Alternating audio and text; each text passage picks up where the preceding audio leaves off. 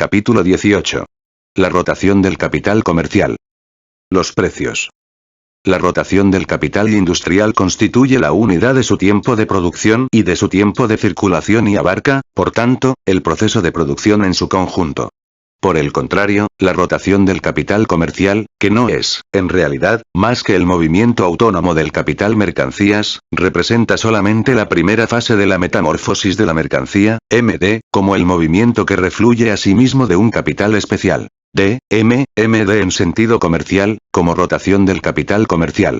El comerciante compra, convierte su dinero en mercancías, para luego vender y volver a convertir estas mercancías en dinero. Y así sucesivamente, en una repetición constante.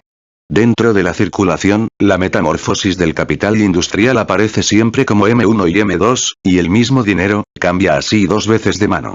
Su movimiento sirve de vehículo al cambio de dos mercancías distintas, M1 y M2.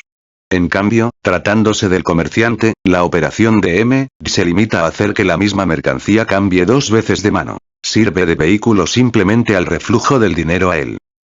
Si tenemos, por ejemplo, un capital comercial de 100 libras esterlinas y el comerciante compra mercancías con estas 100 libras y luego las vende por 110, su capital de 100 libras habrá descrito una rotación, y el número de rotaciones por año dependerá de la frecuencia con que dentro del año se realice esta operación DM. Aquí prescindimos totalmente de los gastos que pueden derivarse de la diferencia entre el precio de compra y el precio de venta de las mercancías, puesto que estos gastos no alteran en lo más mínimo la forma que estamos investigando por ahora.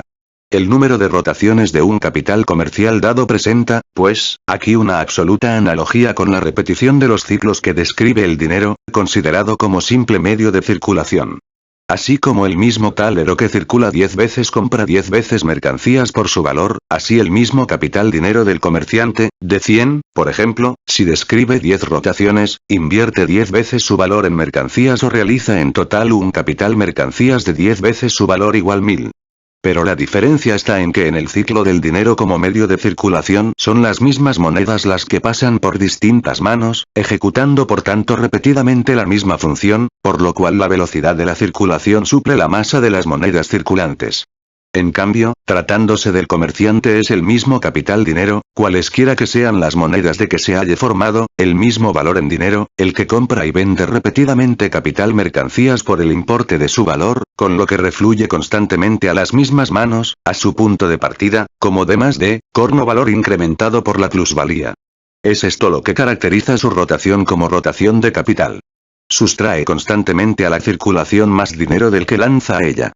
Por lo demás, de suyo se comprende que al acelerarse la rotación del capital comercial, en el que, además, al desarrollarse el sistema de crédito, predomina la función del dinero corno medio de pago, circula también más rápidamente esta misma masa de dinero.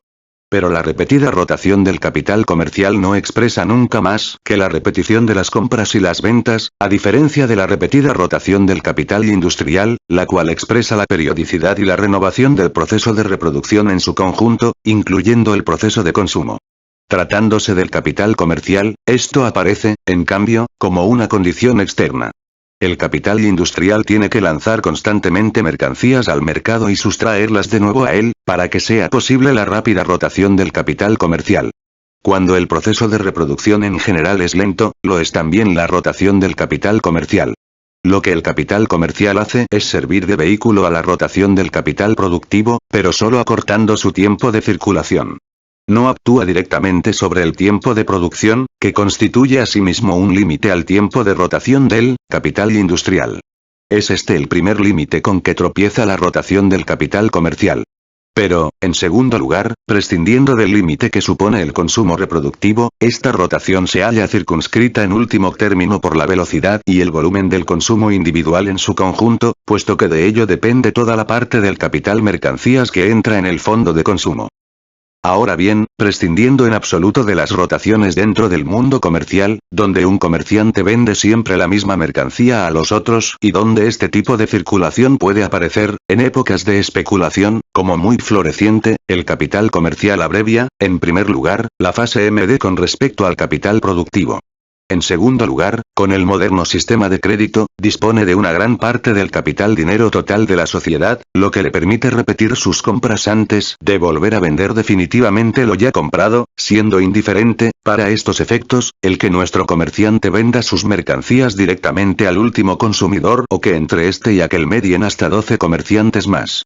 Dada la enorme elasticidad del proceso de reproducción, que puede rebasar constantemente todos los límites que se le pongan, no encuentra ninguna barrera en la producción misma, o solo encuentra una barrera muy elástica. Fuera del desdoblamiento en MD y DM, que se deriva de la naturaleza misma de la mercancía, se crea, pues, aquí una demanda ficticia. Pese a su autonomía, el movimiento del capital comercial no es nunca otra cosa que el movimiento del mismo capital industrial en la esfera de la circulación. Lo que ocurre es que, gracias a su autonomía, se mueve hasta cierto punto independientemente de los límites propios del proceso de reproducción, por lo cual empuja a este a rebasar sus propios límites. La dependencia interna y la autonomía externa lo empujan hasta un punto en que la conexión interior se restablece violentamente, por medio de una crisis. Por eso se da en las crisis el fenómeno de que no se manifiestan y estallan primeramente en las ventas al por menor, relacionadas con el consumo directo, sino en la órbita del comercio al por mayor y de los bancos, que son los que ponen a su disposición el capital dinero social. Puede ocurrir que el fabricante venda realmente al exportador y que éste venda de nuevo a sus clientes del extranjero, que el importador venda sus materias primas al fabricante y que éste venda sus productos al comerciante al por mayor, etc. Pero en algún punto concreto invisible tiene que quedar la mercancía invendida.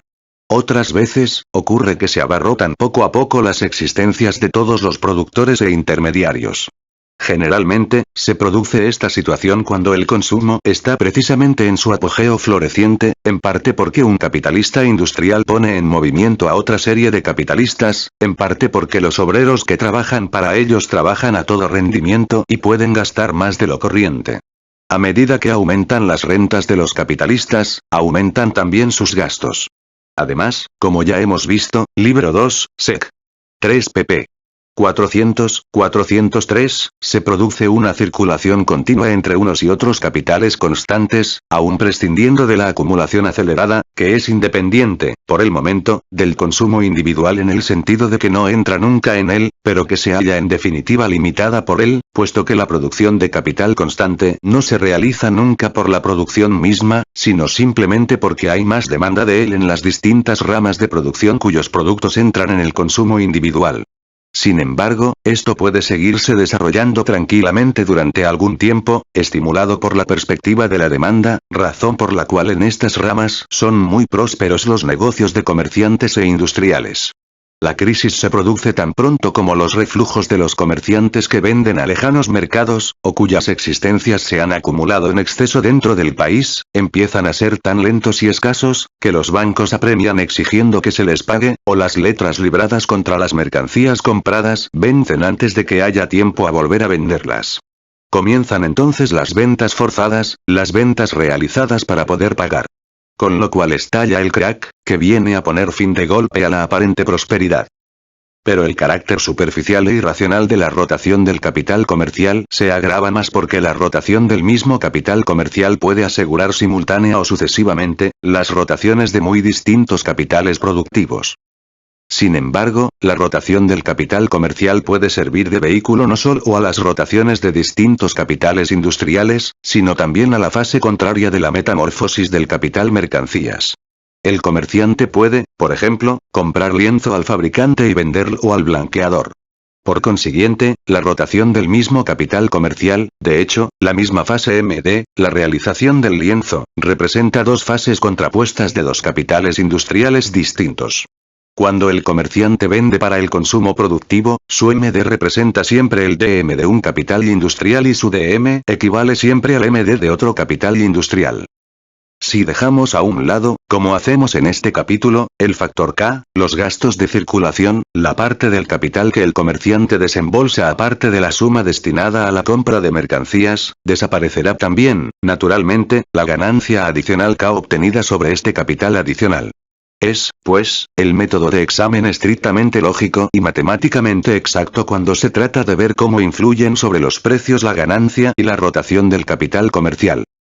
Si el precio de producción de una libra de azúcar es una libra esterlina, el comerciante podrá comprar con 100 libras esterlinas 100 libras de azúcar.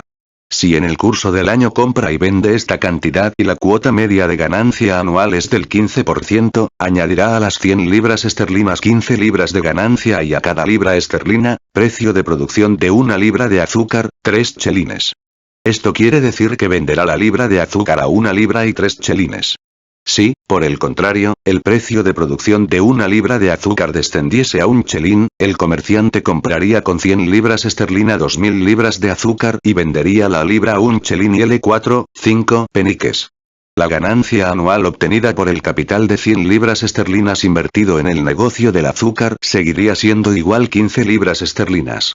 Con la diferencia de que en un caso tendría que vender, para obtener esta ganancia, 100 libras y en el otro caso 2000 libras.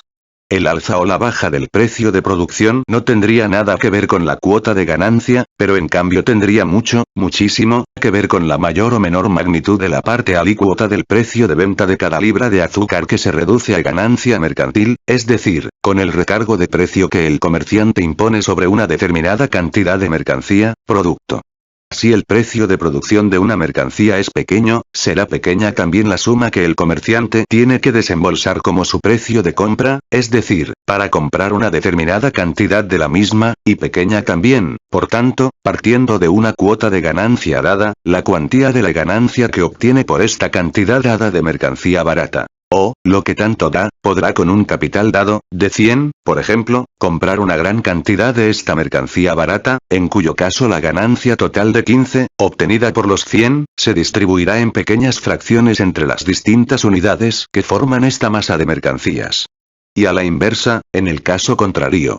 Esto dependerá en absoluto de la mayor o menor productividad del capital industrial con cuyas mercancías comercia.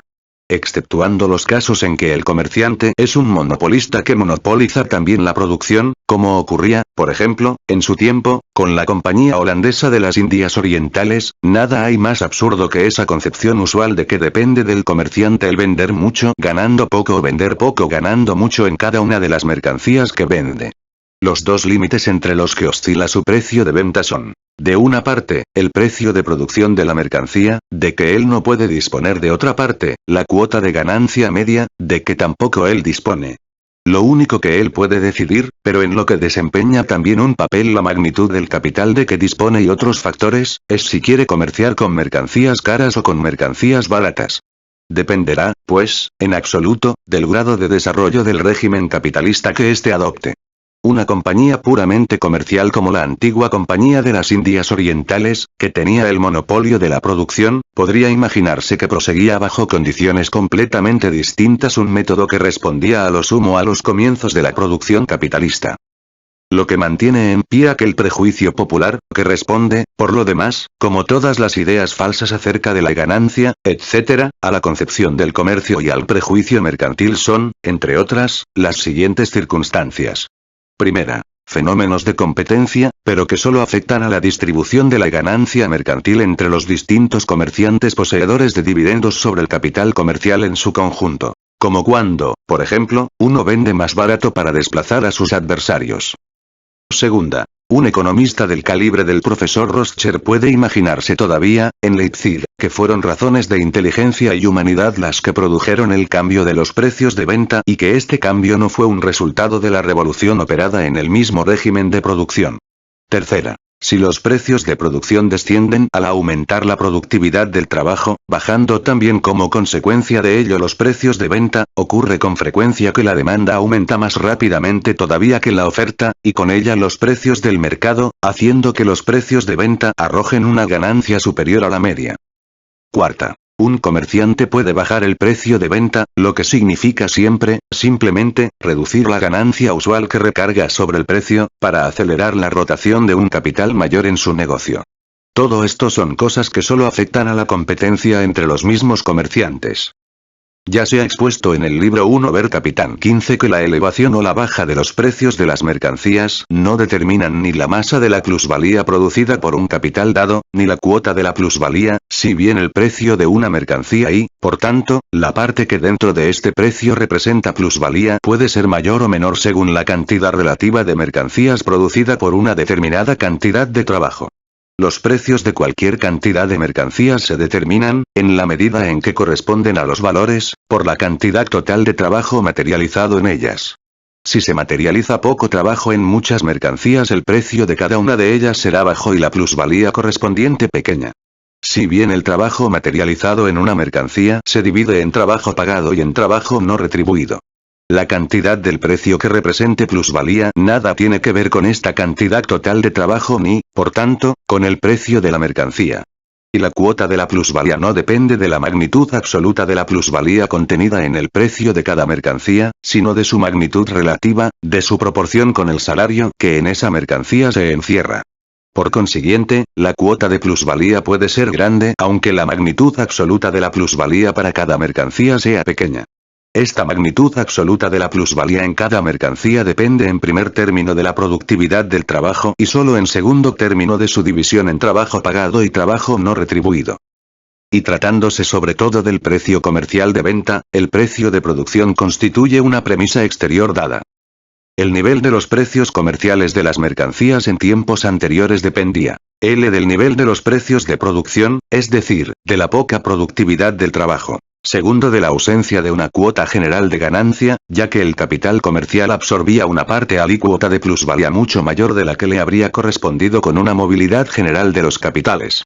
La cesación de este estado de cosas es, pues, desde ambos puntos de vista, resultado del desarrollo del régimen de producción capitalista. Las rotaciones del capital comercial pueden ser más largas o más cortas, y por tanto el número de rotaciones que un capital comercial describa dentro del año, mayor o menor, según las distintas ramas comerciales. Dentro de la misma rama comercial, la rotación puede ser más corta o más larga según las distintas fases del ciclo económico. Sin embargo, se produce un número medio de rotaciones, que la experiencia indica. Ya hemos visto que la rotación del capital comercial es distinta de la del capital industrial. Esto se desprende de la naturaleza misma de las cosas. Una fase aislada en la rotación del capital industrial puede aparecer como una rotación completa de un capital comercial propio o como parte de ella. Y guarda también una relación distinta con la determinación de la ganancia y del precio. En el capital industrial la rotación expresa, de una parte, la periodicidad de la reproducción y de ello depende, por tanto, la masa de mercancías que son lanzadas al mercado durante un determinado tiempo. Por otra parte, el tiempo de circulación constituye un límite, y un límite elástico, que actúa de un modo más o menos restrictivo sobre la formación del valor y la plusvalía, puesto que influye sobre el volumen del proceso de producción. Por consiguiente, la rotación entra de un modo determinante, no como un elemento positivo, sino limitativo, en la masa de la plusvalía producida anualmente, y por tanto en la formación de la cuota general de ganancia. En cambio, la cuota de ganancia media constituye para el capital comercial una magnitud dada. No contribuye directamente a la creación de la ganancia o de la plusvalía y solo entra de un modo determinante en la formación de la cuota general de ganancia en la medida en que según la parte que representa dentro del capital total saque su dividendo de la masa de la ganancia producida por el capital industrial. Cuanto mayor sea el número de rotaciones de un capital industrial, bajo las condiciones expuestas en el libro 2, Sec. 2, tanto mayor será la masa de la ganancia que produzca. Para el establecimiento de una cuota general de ganancia hay que distribuir la ganancia total entre los diversos capitales no con arreglo a la proporción en que participan directamente en su producción, sino según las partes alícuotas que representan dentro del capital total, es decir, en proporción a su magnitud. Pero esto no altera en lo más mínimo la esencia del problema. Cuanto mayor sea el número de rotaciones del capital industrial en su conjunto, mayor será la masa de ganancia, la masa de la plusvalía que anualmente se produce y mayor también, por tanto, en igualdad de condiciones, la cuota de ganancia. Otra cosa acontece con el capital comercial. Para este la cuota de ganancia constituye una magnitud dada, determinada, de una parte, por la masa de la ganancia producida por el capital industrial y, de otra parte, por la magnitud relativa del capital comercial en su conjunto, por su proporción cuantitativa con la suma del capital desembolsado en el proceso de producción y en el proceso de circulación. Indudablemente, el número de sus rotaciones influye de un modo determinante en su proporción con el capital total o en la magnitud relativa del capital comercial necesario para la circulación, siendo evidente que la magnitud absoluta del capital comercial necesario y la velocidad de rotación de éste se hallan en razón inversa. En cambio, su magnitud relativa o la parte que le corresponde del capital total depende, en igualdad de circunstancias, de su magnitud absoluta. Si el capital total igual 10.000 y el capital comercial representa un décimo del mismo, este será igual 1000. Si el capital total igual 1000, un décimo del mismo será igual 100. En este sentido, aunque su magnitud relativa permanezca invariable, su magnitud absoluta varía según la magnitud del capital total. Aquí partimos, como de un supuesto dado, de su magnitud relativa, digamos un décimo del capital total. Esta magnitud relativa se determina, a su vez, por la rotación.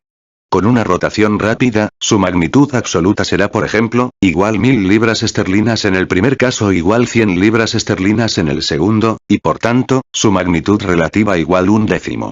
Con una rotación más lenta, su magnitud absoluta será, supongamos, igual 2000 en el primer caso, igual 200 en el segundo. Es decir, que su magnitud relativa aumentará de un décimo a un quinto del capital total. Los factores que abrevían el ritmo medio de rotación del capital, por ejemplo, el desarrollo de los medios de transporte, disminuyen proporcionalmente la magnitud absoluta del capital comercial y aumentan, por tanto, la cuota general de ganancia. Y viceversa. El régimen capitalista de producción ya desarrollado, comparado con sistemas anteriores, influye de dos modos sobre el capital comercial. La misma cantidad de mercancías describe su rotación con una masa menor del capital comercial realmente activo. Gracias a la más rápida rotación del capital comercial y a la mayor celeridad del proceso de reproducción a que eso obedece, disminuye la proporción entre el capital comercial y el capital industrial. De otra parte, con el desarrollo del régimen capitalista de producción, toda la producción se convierte en producción de mercancías, con lo que todo producto pasa por las manos de agentes de circulación, a lo que hay que añadir que en el sistema de producción antiguo, en que se producía en pequeña escala, prescindiendo de la masa de productos consumidos directamente in natura por el propio productor y de la masa de prestaciones que se despachaban también in natura, una parte muy grande de los productores vendían sus mercancías directamente a los consumidores, o trabajaban para cumplimentar sus encargos personales. Por consiguiente, aunque en los sistemas de producción anteriores el capital comercial sea mayor en proporción al capital, mercancías sujeto a rotación, es primero menor en términos absolutos, pues es una parte incomparablemente menor del producto total la que se produce como mercancía, la que se lanza a la circulación como capital mercancías y va a parar así a manos de los comerciantes. Es menor, porque el capital mercancías es menor. Pero al mismo tiempo, es comparativamente mayor, no solo por razón de la mayor lentitud de su rotación y en proporción a la masa de mercancías sujeta a ella. Es mayor porque el precio de esta masa de mercancías, y, por tanto, el capital comercial que ha de desembolsarse es, por virtud de la menor productividad del trabajo, mayor que dentro de la producción capitalista, por cuya razón el mismo valor se materializa en una masa menor de mercancías. Segundo, a base del régimen capitalista de producción no solo se produce una masa mayor de mercancías, debiendo descontarse el valor más reducido de esta masa de mercancías, sino que la misma masa del producto, trigo, por ejemplo, forma una masa de mercancías mayor, es decir, se lanza al mercado una cantidad mayor de él. Esto, por lo demás, hace que aumente no solo la masa del capital comercial, sino, en general todo el capital invertido en la circulación, por ejemplo, en la navegación, en los ferrocarriles, en la telegrafía, etc. Tercero pero, y es este un aspecto del problema que se relaciona con la competencia de capitales, el capital comercial que no funciona o solo funciona a medias aumenta a medida que progresa el régimen capitalista de producción, en la medida en que penetra en el comercio al por menor, con la especulación y la superabundancia de capital libre. Pero, partiendo como de un factor dado de la magnitud relativa del capital comercial en proporción al capital total, las diferencias de rotación en las distintas ramas comerciales no influyen sobre la magnitud de la ganancia total que al capital comercial corresponde, ni sobre la cuota general de ganancia. La ganancia del comerciante no se determina por la masa del capital mercancías sujeto a rotación, sino por la magnitud del capital dinero que desembolsa para hacer posible esta rotación. Si la cuota general de ganancia anual es del 10% y el comerciante desembolsa 100 libras esterlinas, venderá su mercancía, suponiendo que su capital describa un rotación al cabo del año, por 115. Si su capital da la vuelta 5 veces al año, venderá 5 veces un capital mercancías comprado por 100 en 103, con lo cual, al cabo del año, convertirá en 515 un capital mercancías de 500. Pero esto sigue representando, al igual que antes, una ganancia anual de 15 sobre un capital desembolsado de 100.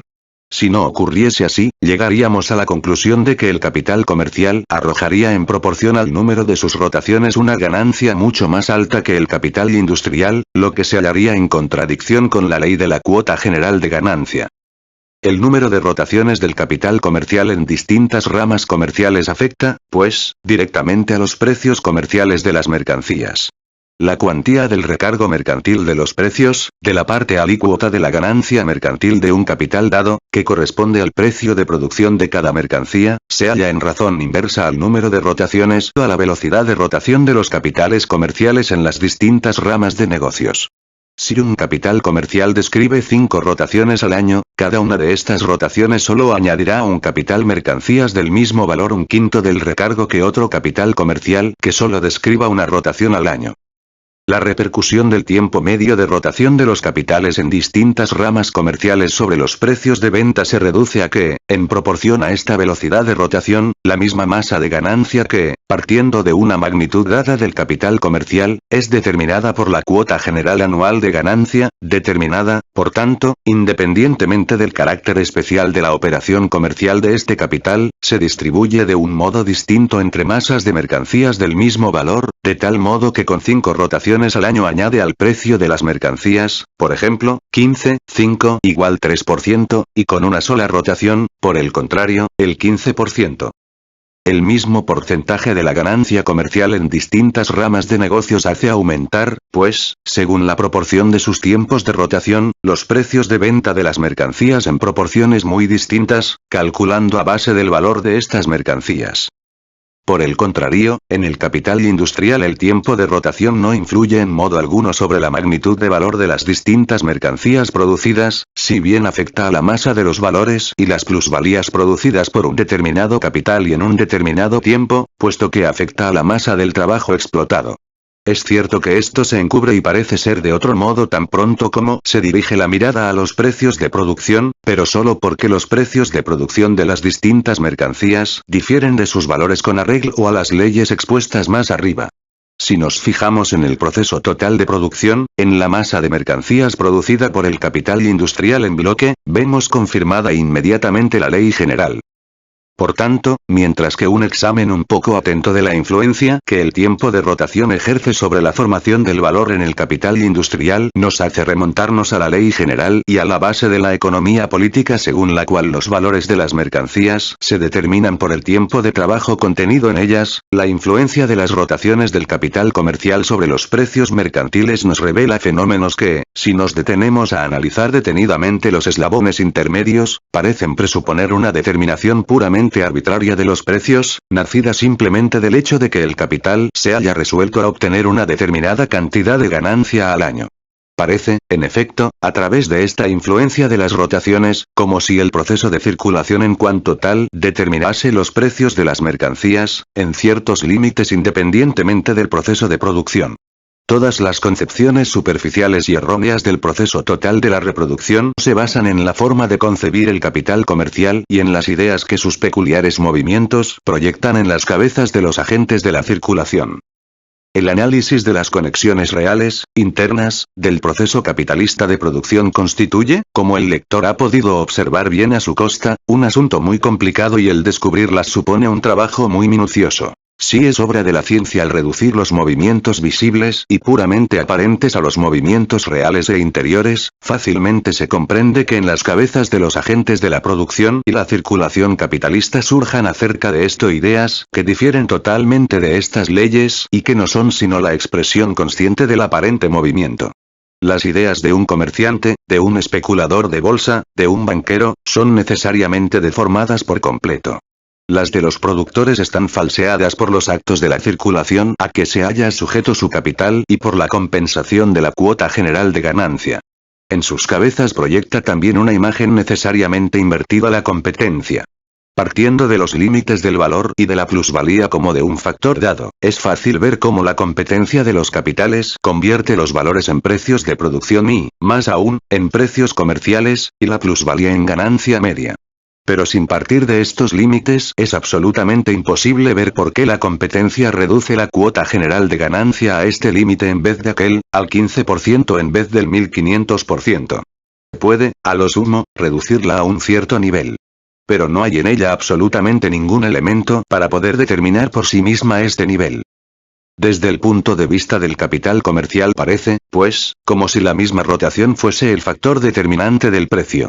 Por otra parte, mientras que la velocidad de rotación del capital industrial, en la medida en que permite a un capital dado explotar una cantidad mayor o menor de trabajo, influye sobre la masa de ganancia y, por tanto, sobre la cuota general de ganancia como determinación y como límite, para el capital mercantil la cuota de ganancia es un factor exteriormente dado y la conexión interior de la misma con la formación de la plusvalía se esfuma totalmente.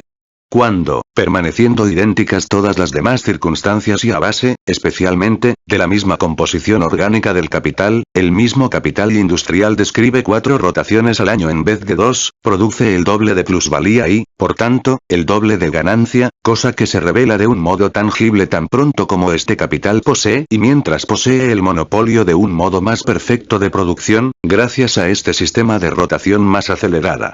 El diverso tiempo de rotación en distintas ramas comerciales se revela, por el contrario, en el hecho de que la ganancia obtenida mediante la rotación de un determinado capital mercancías se halla en razón inversa al número de rotaciones del capital dinero que este capital mercancías hace girar.